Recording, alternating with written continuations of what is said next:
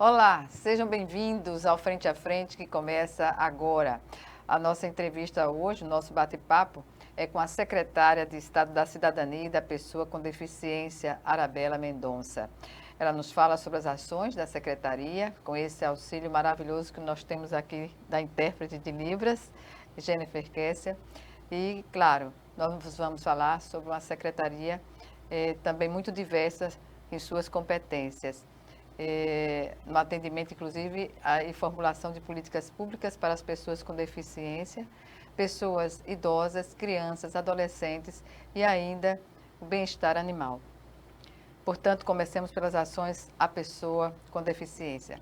Secretária, é um prazer tê-la aqui novamente no Frente a Frente e eu antecipo, a Secretaria lançou em 2023 um censo da pessoa com deficiência aqui em Alagoas. O que dizem os novos números? Obrigada, Gorete, pelo espaço. É muito bom estar aqui, voltar para a gente falar sobre as ações da Secretaria e dizer que o censo, nós finalizamos o preenchimento, o acesso à população no dia 28 de fevereiro. Foi quando nós fechamos o censo e a população não pode mais preencher. Nós estamos fazendo o tratamento desses dados, mas a gente já pode apontar que das pessoas que preencheram o censo, 62% são pessoas do sexo masculino e 37% são pessoas do sexo feminino. Qual é o dado que eu também posso antecipar? É que o maior número de pessoas que preencheram o censo são pessoas que têm algum tipo de deficiência física. E o outro dado são pessoas com deficiência intelectual, que são as pessoas com transtorno do espectro autista. Nós vamos fazer a finalização de todos os dados do censo e nós vamos fazer uma devolutiva para a sociedade alagoana, trazendo todos os dados do censo em cada um dos campos. No tema que aborda a escolaridade, quando fala sobre inserção no mercado de trabalho, quando aponta as ações na área de saúde. Então, nós vamos trazer todos esses dados e nós vamos apresentar. E me comprometo que, tão logo todos esses dados estejam prontos, a gente apresente aqui também. Obrigada, secretária. Quais as ações mais impactantes realizadas pela secretaria relacionadas à inclusão dessas pessoas? Eu sempre destaco que nós temos várias ações, mas eu gosto de destacar duas que para mim fazem muita diferença. Uma quando a gente fala das nossas formações e da nossa campanha, quando a gente fala sobre o anticapacitismo. Por que ela é tão importante? Porque a gente quebra esse paradigma de uma sociedade preconceituosa, de uma sociedade que não usa os termos corretos para falar da pessoa com deficiência. Inclusive, educar também a sociedade sobre os termos corretos. Né? Como por exemplo, as pessoas dizem assim, pessoas portadoras de deficiência, e não são pessoas portadoras de deficiência, são pessoas com deficiência. Então, é tão importante essa ação porque ela fala da sociedade como um todo, ela fala do protagonismo, ela fala do reconhecimento dos direitos da pessoa com deficiência. Outra ação muito importante é o Festival de Inclusão. Por que ele é uma ação tão importante? Porque o festival, ele fala e ele apresenta a pessoa com deficiência do seu protagonismo, das várias habilidades que uma pessoa com deficiência tem. A gente rompe com aquela ideia de que uma pessoa com deficiência que utiliza a cadeira de rodas, ela não possa dançar.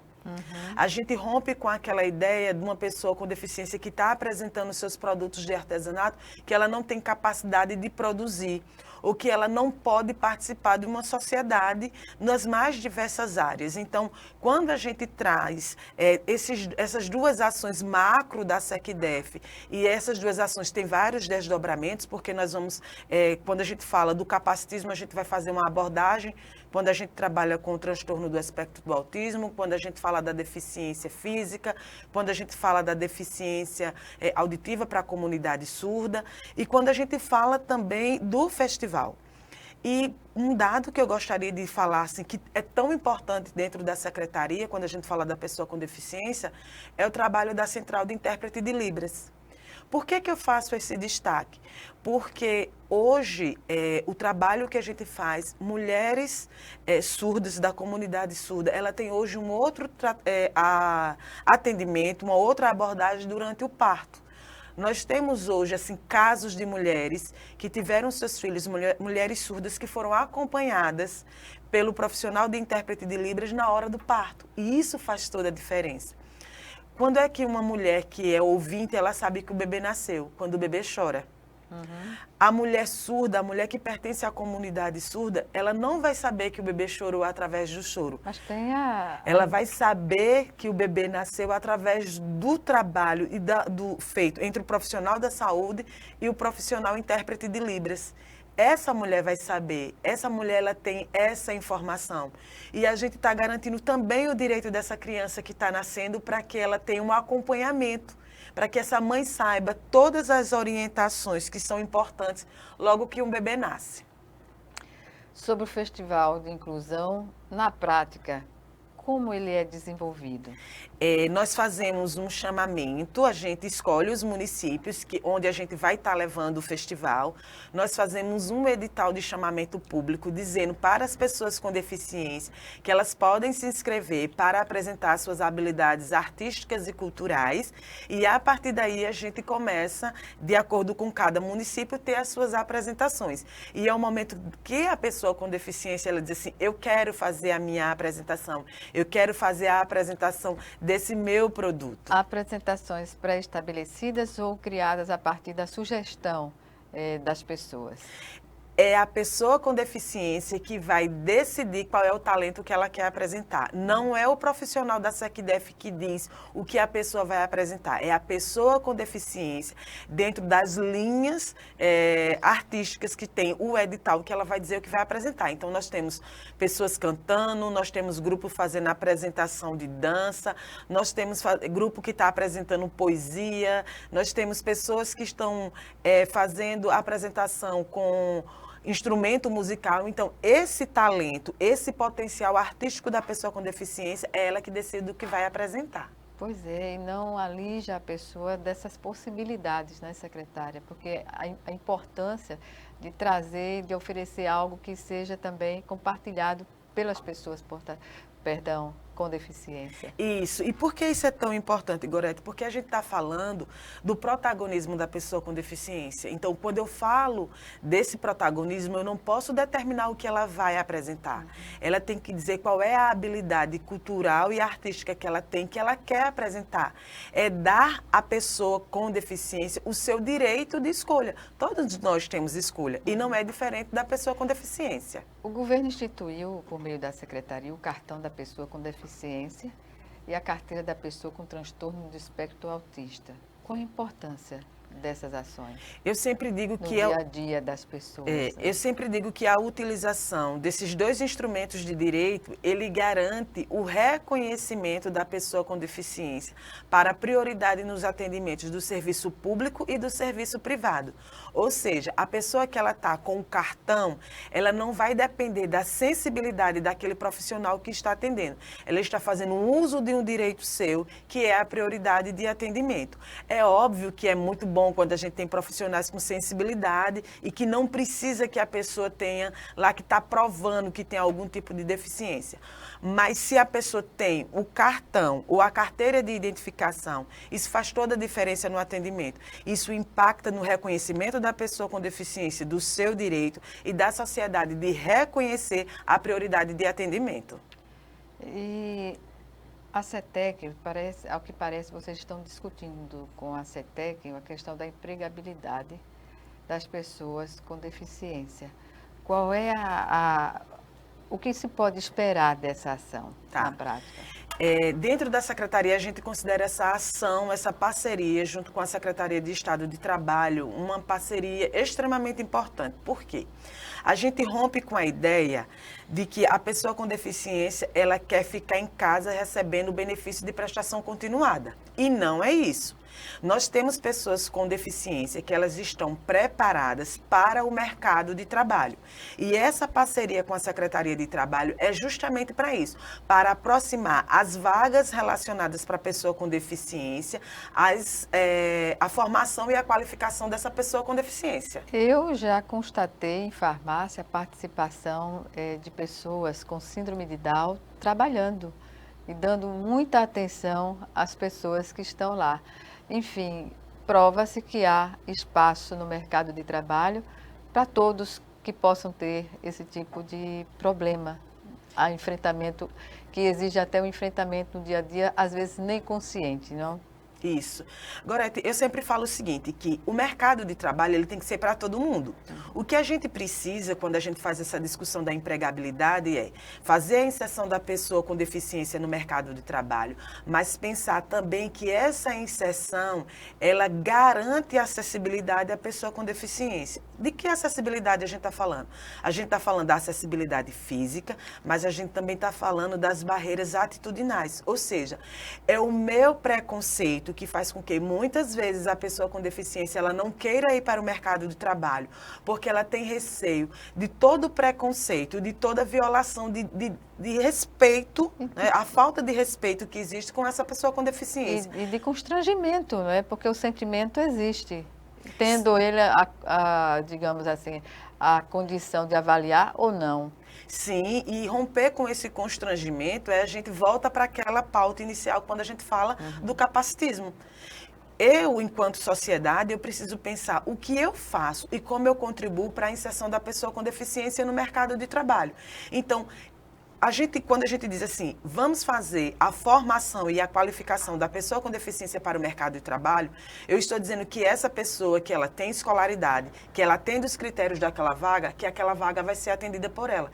Existe o compromisso e a responsabilidade das empresas por conta da lei de cotas, que ela existe, mas a gente também está falando do compromisso de uma empresa que ela se prepara para receber a pessoa com deficiência. E ela se prepara para receber essa pessoa com deficiência, dando as mesmas oportunidades que uma pessoa que não tem deficiência tem. Sem discriminação. Sem discriminação, de promoção, ela tem direito de ser promovida, ela tem direito de fazer hora extra, ela tem direito de ter uma formação específica dentro do seu ambiente de trabalho, para que ela possa ocupar outras vagas e romper com aquela ideia de que ele só vai estar trabalhando com vagas, como a gente chama, do chão da fábrica. Ou seja, achar que ela só pode ocupar determinada vaga. Não.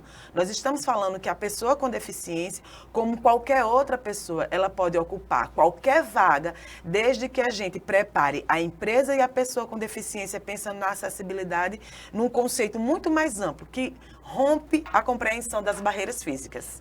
Como entender que algumas empresas são sensibilizadas a essa participação, né, de quem precisa do trabalho e não garante as vagas?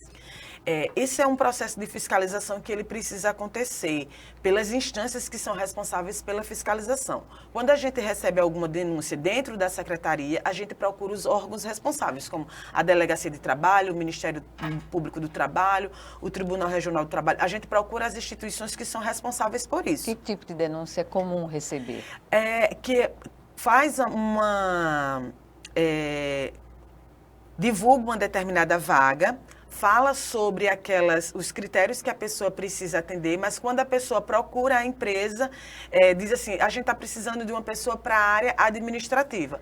A pessoa chega lá com as habilidades e preparado para trabalhar na parte administrativa e quando ela chega, coloca a pessoa num lugar onde a pessoa ela fica isolada, ela não desenvolve nenhuma ação. É como se ela fosse a pessoa só para cumprir a cota e não para desenvolver o trabalho. E isso não é acessibilidade, isso não é inserção no mercado de trabalho, isso não é empregabilidade. Empregabilidade é quando a pessoa ela pode desenvolver todas as suas habilidades e competências profissionais como qualquer outra pessoa, sem haver diferença.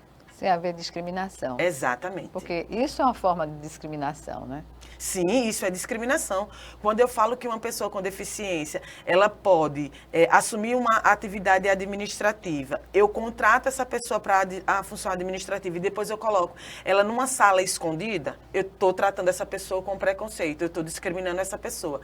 E nós tomamos providências com relação a isso. Pois bem, vamos chamar agora o nosso primeiro intervalo e o Frente a Frente volta já já. É só um minuto.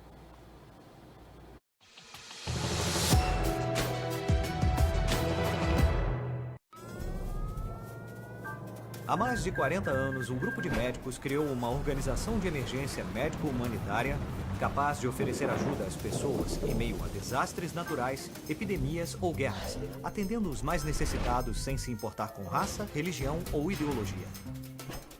Hoje, Médicos Sem Fronteiras envia equipes totalmente preparadas para responder a emergências por todo o mundo. Nossos profissionais são financiados por pessoas como você e eu.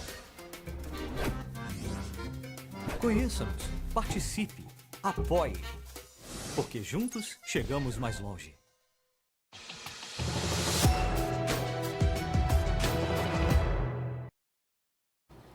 Voltamos com Frente a Frente, que recebe hoje a secretária de Estado da Cidadania e da Pessoa com Deficiência, Arabella Mendonça. Secretária, sobre as políticas direcionadas à pessoa idosa, que benefícios já são assegurados? A gente precisa pensar e olhar para a pessoa idosa também como um sujeito de direitos. A gente precisa romper com aquela ideia, e eu sempre falo isso nas minhas entrevistas, nas minhas falas. A gente precisa romper com a ideia de que pessoa idosa é a Dona Benta do sítio do Pica-Pau Amarelo. Lúdico até. Isso, exatamente. A gente, quem nunca sonhou com um bolinho de chuva da Dona Benta e da tia Anastácia? Mas a gente precisa pensar que isso foi construído num dado momento e que a pessoa idosa, ela tem todo o direito de participar da sociedade, inclusive de tomar suas próprias decisões. Então, quando a gente, dentro da secretaria, a gente fala da pauta da pessoa idosa, o destaque que eu faço é relacionado às atividades de enfrentamento à violência à pessoa idosa. A pessoa idosa, ela sofre violências que vão para além do roxo marcado pelas pancadas, pelo soco. A gente vivencia a violação dos direitos da pessoa idosa. Eu vou colocar um exemplo assim que, para a gente fica muito compadecido, a gente fica muito chocado com aquela pessoa idosa que aparece com o olho roxo, com hematomas no corpo, mas a gente não tem o mesmo olhar sobre a pessoa idosa quando uma empresa ou o próprio município, o poder público, ele está fazendo uma obra que impede que aquela pessoa idosa ela não consiga sair da sua casa e chegar numa unidade básica de saúde. Isso é uma violação de direitos. Basta ver as calçadas aqui em Maceió, desniveladas, impedindo a acessibilidade, sobretudo à pessoa idosa. E isso faz referência à mobilidade da pessoa idosa. E quando a gente fala da mobilidade da pessoa idosa, a gente precisa pensar que isso também é uma violação de direitos. A gente precisa olhar para essa situação e não naturalizar, não banalizar. O que eu quero dizer com isso? Que nós vamos ficar atentos tanto à situação dos hematomas, das marcas que ficam da violência física, mas a gente também precisa ficar atento à violação de direitos. E a questão da saúde mental, né? Porque muitas dessas agressões, elas não deixam marcas visíveis, não? Sim, e aí a gente está falando da violência psicológica, que a violência psicológica, ela destrói uma pessoa. Ela tira da pessoa a sua capacidade, inclusive, de fazer escolhas. Ela vai tirando a autonomia dessa pessoa. E a gente não pode naturalizar a violência psicológica. E quando você pergunta dentro da secretaria, qual é o enfoque que nós temos, a gente vai trabalhar essa questão do enfrentamento à violência. E nós temos dentro da secretaria o Centro de Direitos da Pessoa Idosa. Eu vou pegar um dado aqui, eu vou usar a minha cola, e só no ano de 2024 a gente teve, e aí eu vou fazer um enfoque, como é o mês de março, nós tivemos 97 mulheres que tiveram violência física. Eu não estou falando nem da violação de direitos, eu estou fazendo recorte apenas da violência física. Eu não estou colocando aqui nem a violência patrimonial, eu não estou fazendo referência à violência psicológica, eu estou fazendo referência só à violência física. Então, é um dado que a gente precisa trabalhar com muito cuidado. E se a gente perguntar assim, quem da sociedade sabe denunciar? Quem da sociedade se compromete com essa denúncia? Quantas vezes a gente acha comum aquela pessoa idosa que levou uma queda? Ela levou uma queda. Ela levou uma queda porque ela está velha. Não, ela não levou uma queda porque ela está velha. Não há cuidados. Porque não há o cuidado. Ela está se alimentando? Ela está fazendo uso da medicação que algumas pessoas idosas precisam fazer? Como que a gente está fazendo o acompanhamento desse envelhecimento saudável da pessoa idosa? Então, o olhar da sociedade para a pessoa idosa, comprometida com o envelhecimento saudável e comprometida com o entendimento de que, assim como eu cuido da criança e do adolescente, eu também cuido da pessoa idosa, eu também fico atento, eu tenho a obrigação de pensar que, enquanto sociedade, eu também sou responsável de cuidar da pessoa idosa. Secretária, eu já presenciei a cena num banco estatal de uma mãe idosa acompanhada pela filha e determinando o que ela teria que fazer de uma forma até grosseira.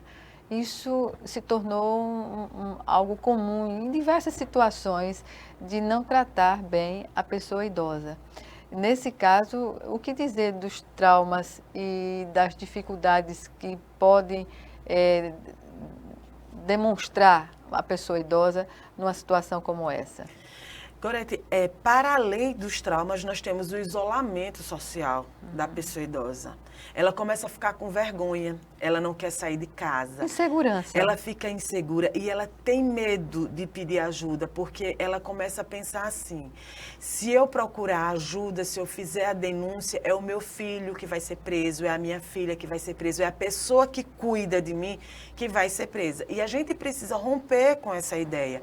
Se enquanto sociedade eu percebo que essa pessoa idosa, ela está sendo ameaçada, eu preciso me comprometer em fazer a denúncia. Eu sempre falo do Disque 100, porque nele você não precisa se identificar.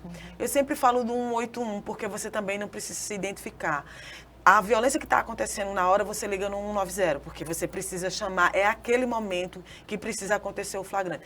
Mas quando você faz a denúncia no 191 e quando você faz a denúncia no 181 e quando você faz a denúncia no Disque 100, é garantido o seu sigilo, você não precisa se identificar.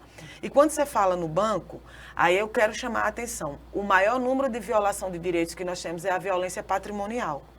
Ou seja, é aquela pessoa que cuida da pessoa idosa, que faz um empréstimo no nome da pessoa idosa, que compromete ou o benefício, ou a aposentadoria, ou a pensão daquela pessoa idosa. Então, a gente precisa ter um olhar de que as instituições financeiras também precisam se comprometer com o cuidado com relação à pessoa idosa. Isso é uma ação bipartite. Sim, da mesma forma que a pessoa idosa, ela precisa ficar atenta quando ela vai acompanhada dos seus cuidadores, das pessoas que cuidam dela, para não usar nenhum documento para fazer um empréstimo no seu nome, a instituição financeira também ela precisa ficar atenta a isso. É um compromisso da sociedade. E ela precisa, como é que pode uma pessoa idosa que recebe um salário mínimo e mais de 70% do seu salário está comprometido com empréstimos? É impossível que essa pessoa tenha um mínimo de acesso à alimentação e à sua medicação. E certamente que não é para beneficiá-la, né? É para terceiros. Na sua grande maioria das pessoas idosas, elas não sabem que foi feito um empréstimo no seu nome. Ela não usufrui daquele empréstimo. Geralmente, quem usufrui é quem vai pedir o empréstimo. E a pessoa idosa, quando ela vai perceber o valor da sua renda, do seu benefício, esse valor ele compromete mais de 70% do seu salário. O que dizer da campanha Junho Violeta, que trata justamente dessas questões relacionadas a agressões à pessoa idosa? O Junho Violeta, a gente costuma dizer que dentro da secretaria a gente tem um carinho especial por ela. Por quê? Porque a gente começa a trabalhar os vários segmentos da pessoa idosa. A gente está falando da pessoa idosa que é branca, da pessoa idosa que é negra, da pessoa idosa LGBT, da pessoa idosa que está nas comunidades tradicionais, da pessoa idosa dos povos originários. Então, quando a gente pensa nessa campanha, o Junho Violeta, a gente quer abranger um número muito grande e diverso que é a pessoa idosa. E aí a gente tem um guia prático que fala de todas as atividades que devem ser feitas dentro do município relacionado ao enfrentamento da violência contra a pessoa idosa. A gente tem um fluxo de denúncia de como deve ser feita as denúncias e o acompanhamento das denúncias relacionadas à pessoa idosa. Então, essa campanha, ela não é uma campanha que é para ficar dentro da secretaria. Ela é uma campanha que ela rompe os muros institucionais a partir do momento que ela vai dialogar com as instituições que atendem pessoas idosas e também com os municípios, sendo os gestores e os técnicos. Esse kit da Trilha da Cidadania é outro xodó da secretaria. A gente vai trabalhar com a política da criança e do adolescente. A gente vai falar sobre esse assunto daqui a pouquinho. Ainda sobre essa questão da violência, que instrumentos pode-se utilizar para, juntamente com outras secretarias, né, na ação diária, possamos, digamos, pelo menos reduzir esses casos? Tá. Eu sempre falo que o primeiro passo é a denúncia. Mas se você tem medo de fazer a denúncia, você olha as nossas redes sociais, lá você vai ter informações suficientes para você entender o que é a violência e o que é a violação dos direitos da pessoa idosa. Eu sempre falo o seguinte, se você se compromete enquanto sociedade de que você não vai silenciar, você está fazendo uma sociedade muito melhor. Eu gosto de uma fala de um profissional que trabalha na Secretaria da Pessoa com Deficiência, que ela diz assim, pessoa idosa, todos nós vamos ser. Pessoa com deficiência, qualquer pessoa é uma situação que pode acontecer com qualquer um. Mas a violação de direito é um compromisso que eu tenho de não banalizar, de não naturalizar, de não silenciar sobre isso. Então, quando você conhece, você começa a romper com esse medo que você tem. Sociedade, todo mundo. É o profissional da área de saúde, é o profissional da área de educação, são os profissionais que trabalham na política de assistência social, são as pessoas que cuidam de pessoas idosas. Todos nós temos o compromisso de fazer a denúncia e você não precisa ter medo. Usar os canais de denúncia faz toda a diferença para a gente ter uma sociedade que respeita a pessoa idosa. Justa, igualitária nos direitos, né? Secretária, vamos chamar agora o nosso segundo e último intervalo e já estaremos de volta.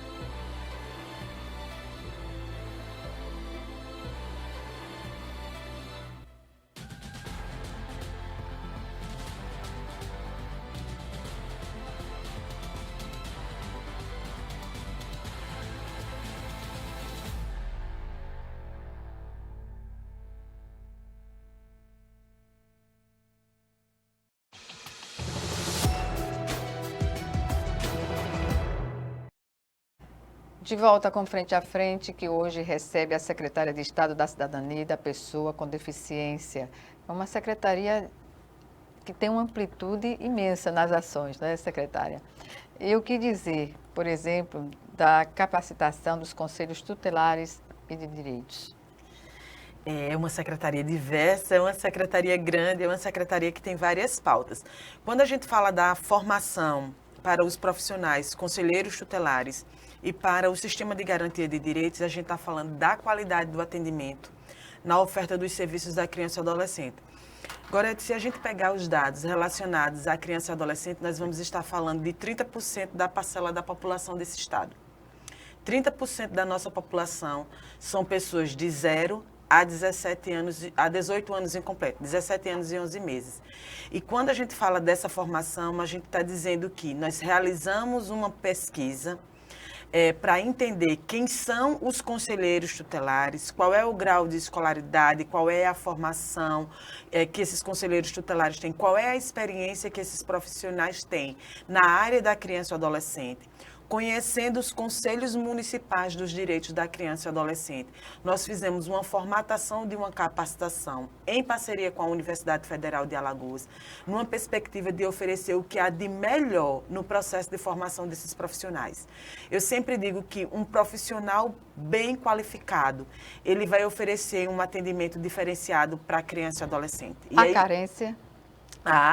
E aí quando a gente está falando dessa formação, a gente está falando desde o momento da escuta que é feita essa criança e adolescente, sem interromper, entendendo qual é a fala, qual é o espaço de fala dessa criança e desse adolescente, para que a partir daí a gente possa entender quais políticas públicas elas devem ser acionadas. É a política de saúde, é a política de educação, de assistência social, é o momento do jovem aprendiz, a gente está falando de turismo. Então, o momento do processo de formação e qualificação dos conselheiros tutelares, ampliando essas vagas para o sistema de garantia de direitos, eu posso dizer que o Estado de Alagoas vai ter uma das melhores formações que já foi ofertada.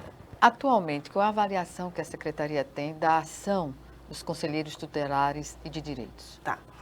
O dos conselhos de direitos, nós temos alguns municípios que o conselho é cartorial, ou seja, é aquele conselho que ele existe para realizar a conferência e o processo de escolha para conselheiros tutelares.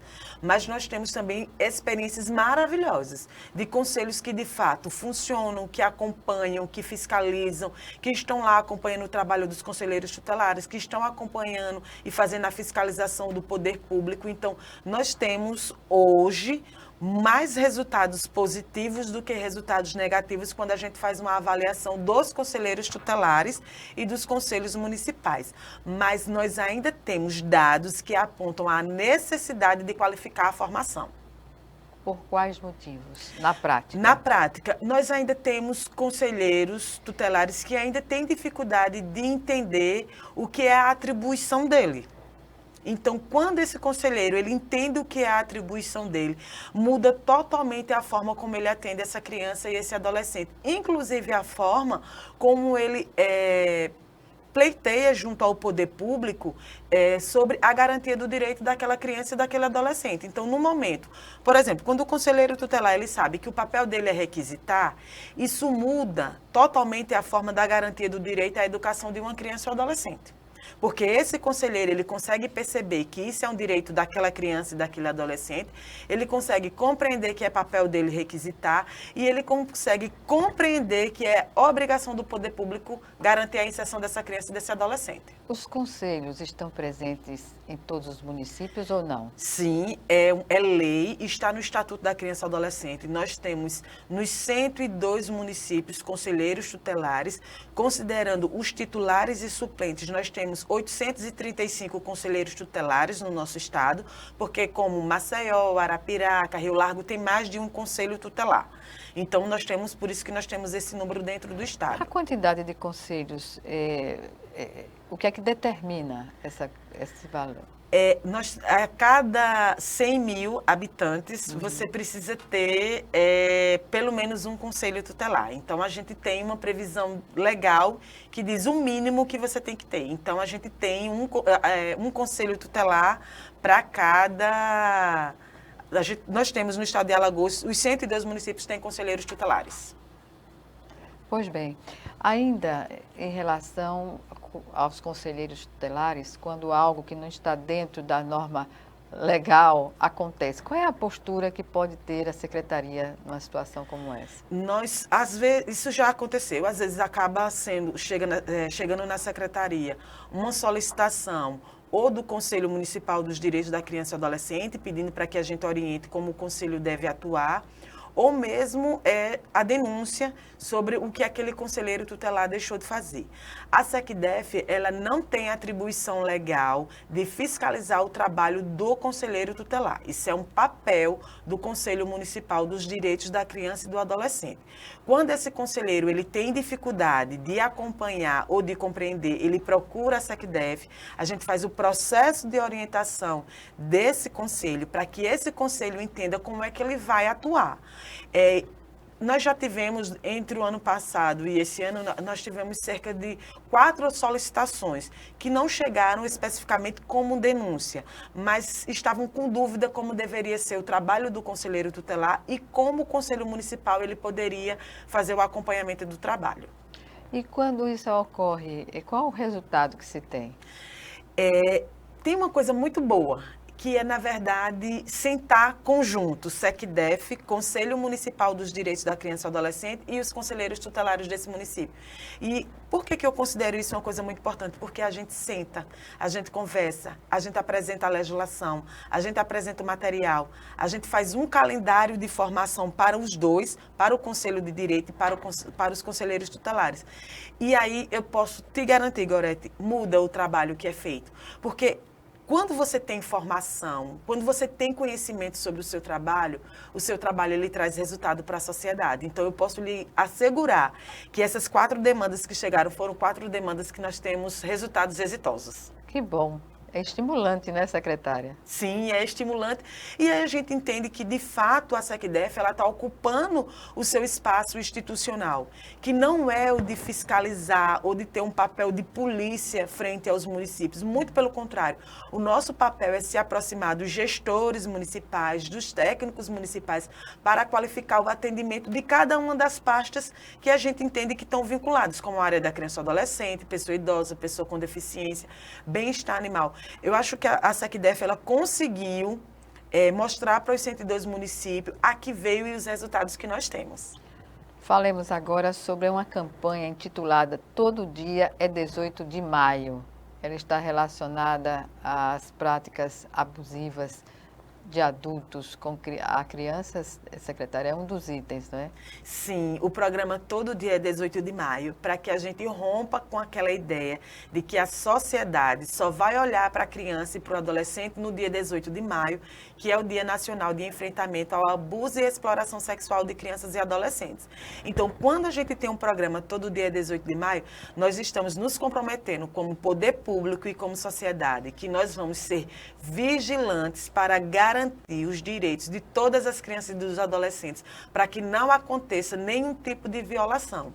E esse é um trabalho muito bonito, sabe, Gorete? A gente fez no ano passado a entrega de um kit, que a gente tinha falado no bloco anterior, da Trilha da Cidadania, que é um kit onde a gente faz a entrega de material pedagógico para fazer a formação do sistema de garantias daquele município. Mas a SECDEF, ela não só entrega o kit. A SECDEF, ela entrega o kit e ela faz a formação do município. E os técnicos do município que vêm para a formação, eles assumem o compromisso de serem multiplicadores dessa formação. Porque não é só usar um kit, é saber fazer a aplicação do kit para a garantia dos direitos das crianças e dos adolescentes. Secretária, é comum fazer campanhas ou um trabalho específico com a participação de instâncias como o Ministério Público, por exemplo? Qual é a participação, a colaboração do Ministério Público nessas políticas inclusivas? Eu poderia citar o nome de todos os promotores que são parceiros. O Ministério Público é um dos nossos maiores parceiros dentro da Secretaria. Porque quando a gente começou com a ideia de apresentar qual é o nosso trabalho, quais são as responsabilidades institucionais da SECDEF. Então, o Ministério Público é um parceiro riquíssimo no trabalho, juntamente com a Defensoria Pública, de chamar as instituições, de sentar, de planejar, de contribuir. Por exemplo, no programa Todo Dia 18 de Maio, nós temos a participação constante do Dr. Gustavo como promotor público. Ele é a pessoa que a gente senta, que a gente mostra as ideias, que a gente contribui, que a gente articula. Então, assim, o Ministério Público, assim como o Tribunal de Justiça, na pessoa do Dr. Igor, é extremamente parceiro. E a gente aí, Gorete, para fazer um registro, a gente cumpre com aquela demanda dada pelo governador Paulo Dantas, que é o quê? Eu quero todas as secretarias trabalhando de forma articulada e que esse trabalho articulado ele aconteça também com outros poderes. Então, a gente construir um trabalho onde a gente fala de violação de direitos, onde a gente tem uma aproximação com o Judiciário e com o Ministério Público, a gente quebra aquela compreensão cristalizada que a sociedade tem de que o Poder Judiciário ele não pode ser acessado, de que você só vai quando você é notificado, de quando você é convocado. Numa ação isolada. Numa ação isolada. Então, quando a gente realiza as atividades educativas e as atividades de formação e de qualificação, a gente quebra essa ideia de que essas instituições elas são cristalizadas. Então, isso faz toda a diferença no trabalho. Secretária, está inserida nas atribuições da sua secretaria o bem-estar animal. O que dizer sobre essa preocupação?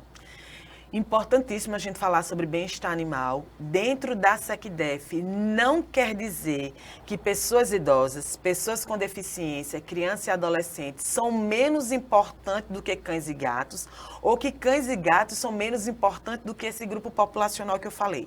Quando dentro da parte da cidadania nós temos cães e gatos, nós estamos falando dos direitos civilizatórios. Nós estamos dizendo que nós temos famílias multiespécies e essas famílias multiespécies país que tem cães e gatos precisam reconhecer cães e gatos como seres dotados de direito.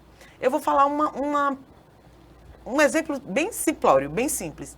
Cães e gatos não têm donos. Cães e gatos têm tutores. Exatamente. E por que essa compreensão faz diferença? Porque a gente rompe com aquela ideia de que seres humanos e animais, eles são objetos de posse.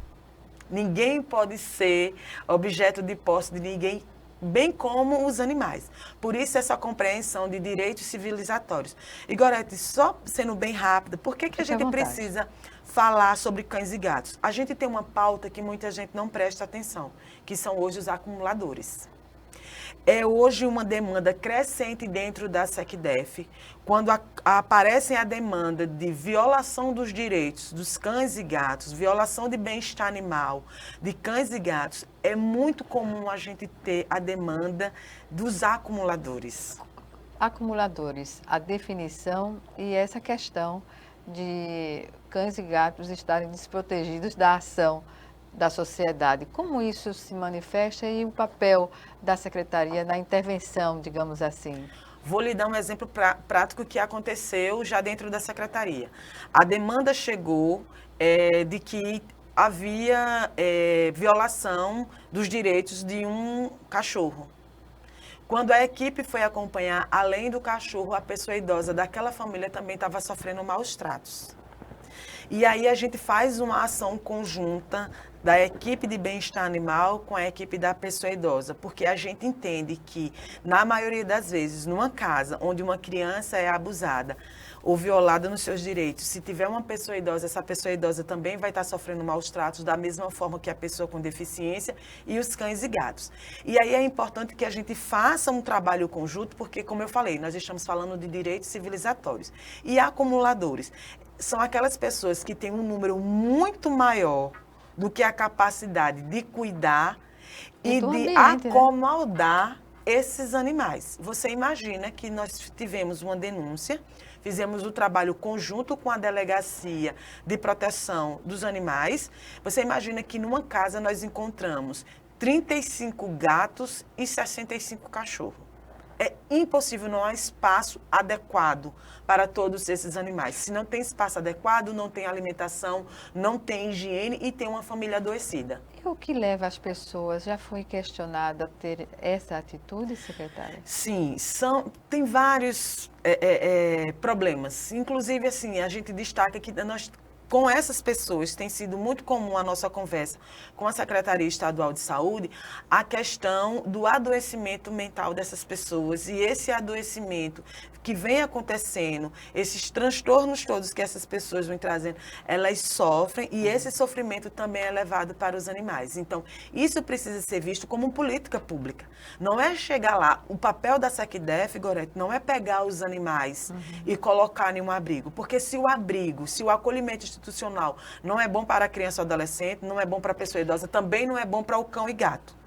Para o cão e gato também há uma preocupação generalizada em relação à vacinação, né? Sim, a gente precisa, e nós temos dentro da Secretaria, o nosso trabalho é muito próximo da saúde nesse sentido. A gente pensa na vacinação, a gente pensa na vermifugação, a gente pensa no trabalho que a gente precisa fazer com esses municípios. Numa casa como essa, você não pode chegar e encontrar só o acumulador e querer tratar só a pessoa. A gente precisa fazer o trabalho junto a esses animais. Esses animais, eles precisam ser vacinados, eles precisam ser vermifugados, eles precisam ser testados com relação à leishmaniose. Então, há um trabalho pensado no bem-estar animal, reconhecendo os direitos dos animais, mas sem em nenhum momento considerar os direitos de pessoa idosa, pessoa com deficiência e criança e adolescente.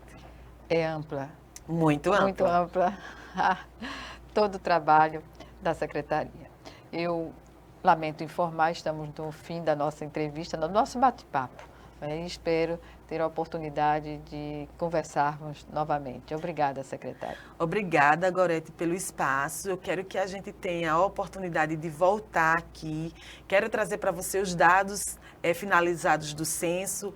Quero voltar aqui para apresentar para você todas as ações que nós vamos realizar agora no 18 de maio. Vou dar só um spoiler, o nosso 18 de maio, nosso programa todo dia é 18 de maio.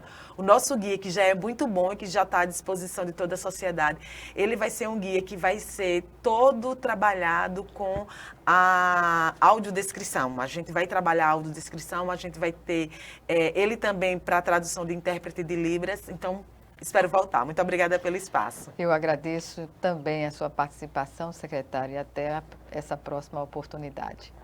Obrigada a você também que nos assiste e até logo mais.